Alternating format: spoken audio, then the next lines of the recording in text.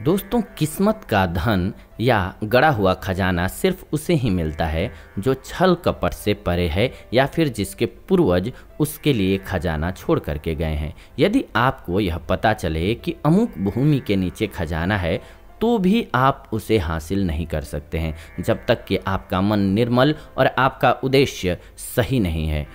ये खजाने को निकालने की पूजा विधि भी होती है। जी हाँ, कहते हैं कि यदि आपकी किस्मत में गड़ा हुआ धन लिखा है तो वह कहीं पर भी होगा तो खुद ब खुद चल करके आपके पास तक आ जाएगा या फिर आप अनजाने में ही उसके पास चले जाएंगे। अतः यह जानना जरूरी है कि जो व्यक्ति खजाने की खोज में निकला है, हो सकता है कि उसकी किस्मत में खजाना न हो। अगर आपको सपने में कमल का फूल दिखे या फिर आप कमल के पत्ते पर स्वयं को भोजन करते हुए देखें तो ये भी इस बात का संकेत है कि आपको भविष्य में कहीं से गड़ा हुआ धन मिल सकता है। ध्यान रखने की जरूरत है। कहते हैं कि गुप्त धन प्राप्ति के लिए माता का एक मंत्र है, ओम ह्रीं पद्मावती देवी त्रैलोक्य वार्ता कथय कथय ह्रीं स्वाहा। इस मंत्र को रात्रि में सोने से पहले एक माला रोज जपना चाहिए। कुछ दिनों के बाद गड़ा हुआ धन कहाँ है इसकी आपको स्वप्न में जानकारी मिल जाएगी।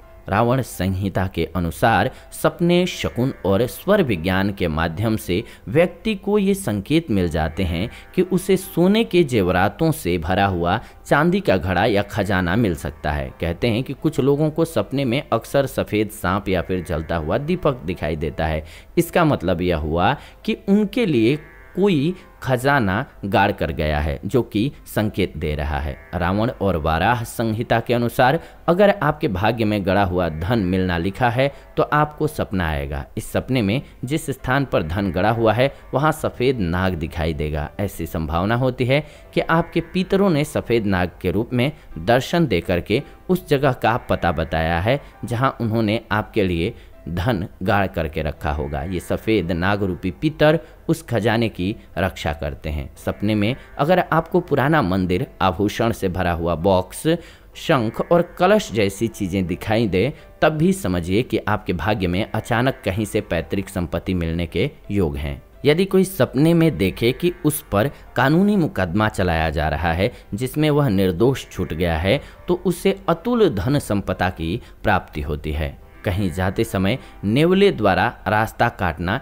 या नेवले का दिखना शुभ संकेत होता है। नेवला दिखना धन लाभ का संकेत होता है। आप सो करके उठे हों और उसी समय नेवला आपको दिख जाए तो गुप्त धन मिलने की संभावना रहती है। किसी जातक की जन्म कुंडली में यदि चंद्रमा ग्रह बृहस्पति की स्वामी भाव में युग्म में स्थित हो तो ऐसे जातक को गड़े हुए धन की प्राप्ति होती है। यदि अष्टम भाव का मालिक उच्च का हो तथा धनेश और लाभेश के प्रभाव में वो हो तो व्यक्ति को निश्चित रूप में अचानक धन लाभ होता है। पूर्व समय में इस योग को गढ़े धन प्राप्ति के लिए अहम माना जाता था। उनको गड़ा हुआ धन मिलता था। इस योग की खासियत होती है कि ये अचानक प्राप्त होता है। मस्तिष्क रेखा सही स्थिति में हो, यानी कि टूटी या कटी फटी हुई न हो, साथ ही साथ भाग्य रेखा की एक शाखा जीवन रेखा से मिलती हुई हो, हथेली गुलाबी और मांसल हो तो करोड़ों में संपदा होने का योग बनता है। तो ये कुछ एक ऐसी स्थितियां हैं